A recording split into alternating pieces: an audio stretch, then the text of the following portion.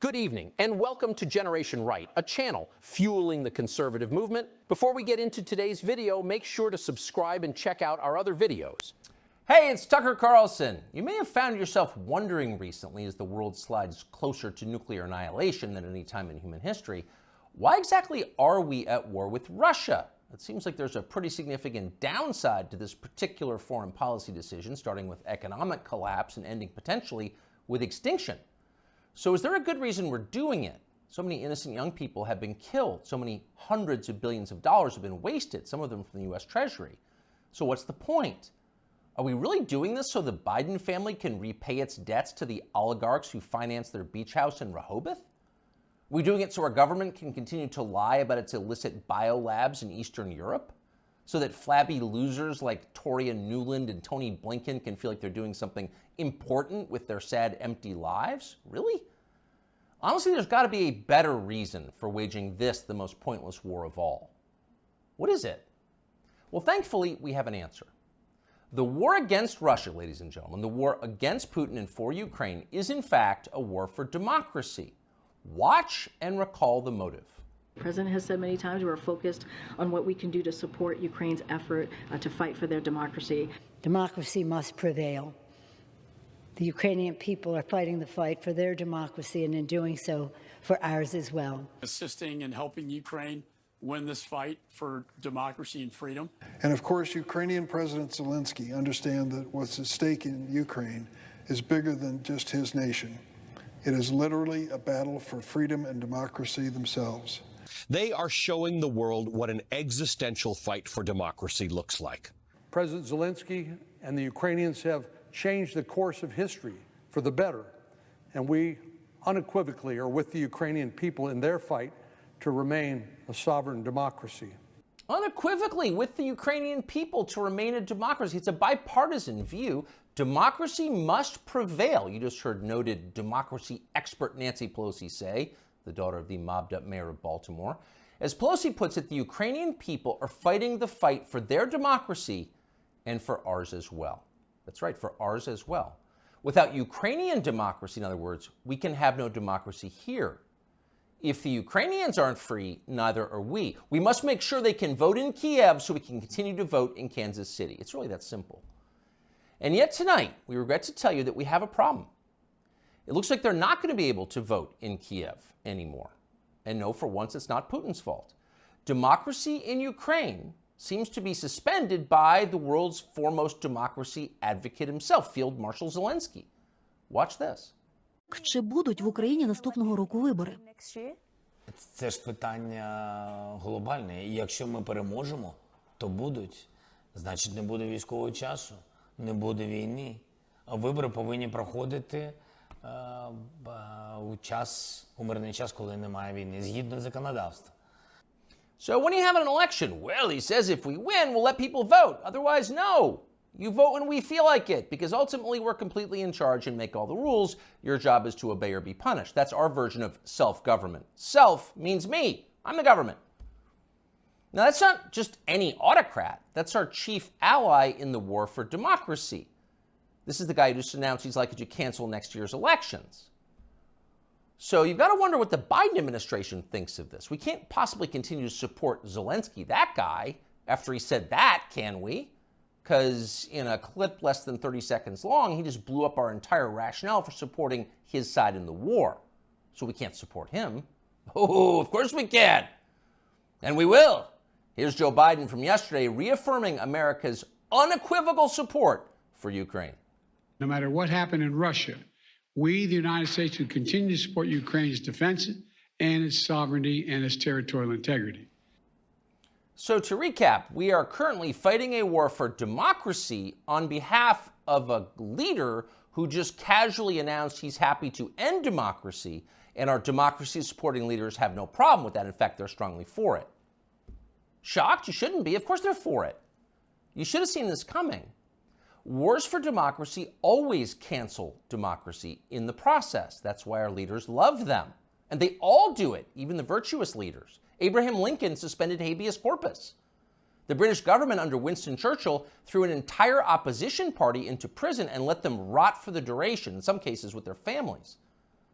So in a war for democracy, you can do anything.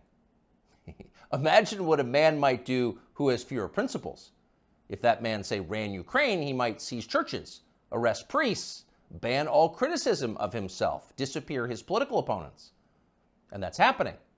Just last month, Zelensky threw a man called Gonzalo Lira into prison indefinitely for the crime of daring to write about the Ukrainian government in unflattering ways.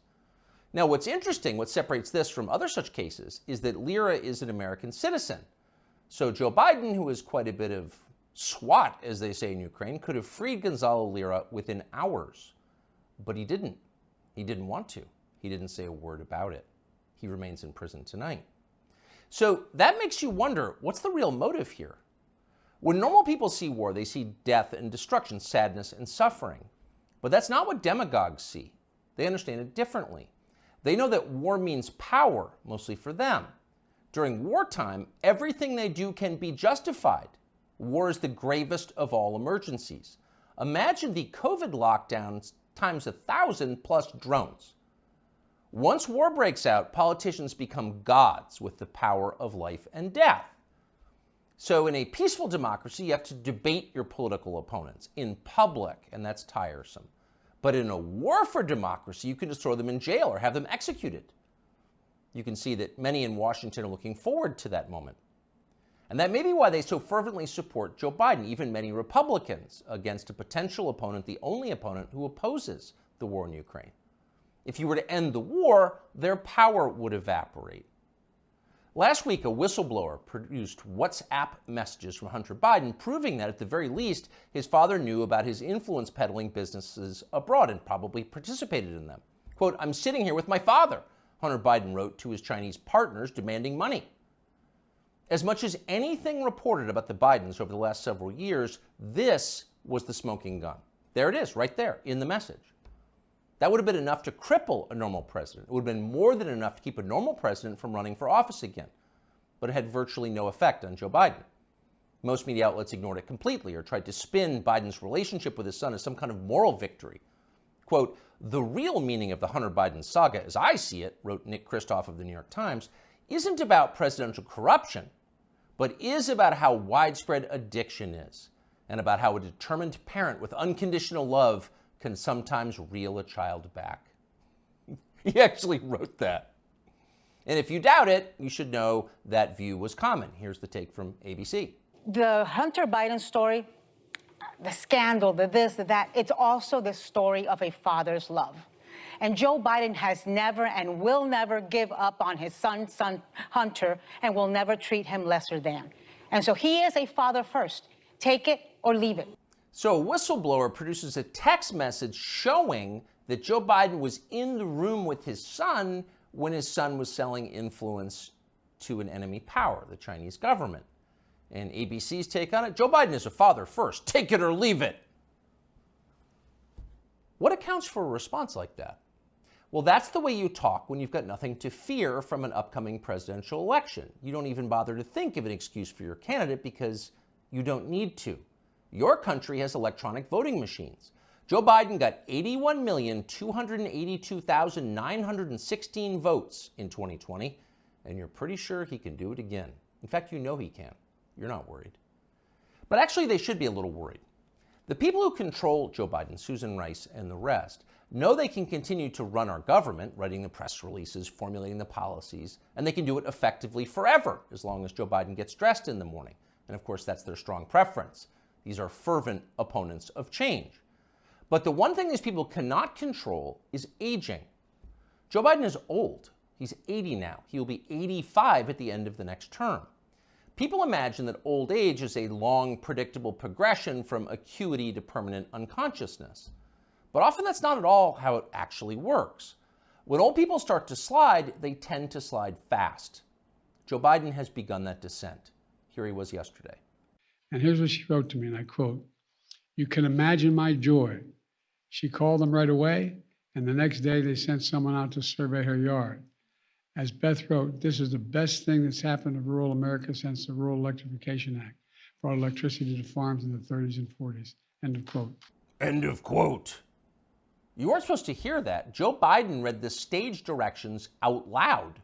That's like eating the garnish that comes with your entree. You're supposed to know not to do that. Joe Biden no longer does. In a year or two, he will be gone completely, and there will be no hiding it. At that point, the Democratic Party will face a secession problem. If Joe Biden is reelected next year and then forced to leave office during his term due to disability or death, that means Kamala Harris will become president of the United States. And nobody wants that, not even her husband. In real life, nobody likes Kamala Harris. That's not an attack on her. In fact, it's possible to feel pity for someone who's so universally reviled. It is instead an observation of unchanging physical reality like gravity or photosynthesis. Nobody wants Kamala Harris to be president. No one will benefit if she becomes president. So logic suggests there's going to be a change. It's going to have to be somebody else. And whoever that person is going to have to enter the race soon, before the election, after Biden drops out. Who could that person be? We don't know, obviously. This is all just guessing. But we do know whoever that is will have to have two essential criteria. He'll have to be as shallow, ruthless, and transactional as Joe Biden is, and he'll need to have flattery skills that are so polished and advanced they'd be considered superior even in the Saudi royal court. And there's only one man in modern America who fits that description: Gavin Newsom, the governor of California, and perhaps not coincidentally, Joe Biden's new closest friend. I am here, Mr. President, Newsom told Biden at an event the two did together last week. I am here as a proud American, as a proud Californian, mesmerized by not just your faith and your devotion to this country and the world we're trying to build, but by your results, by your action, by your passion, by your capacity to deliver. I am mesmerized by you, Joe Biden. Imagine saying that as a compliment. You couldn't do it. Few human beings could do it. But Gavin Newsom had no problem at all. Those words rolled right off his forked tongue. He never stopped smiling. So if you're looking for the leader of the coup, there he is right there. Younger people say the news is full of lies. Kennedy's motorcade. 239 people. The death of Jeffrey Epstein.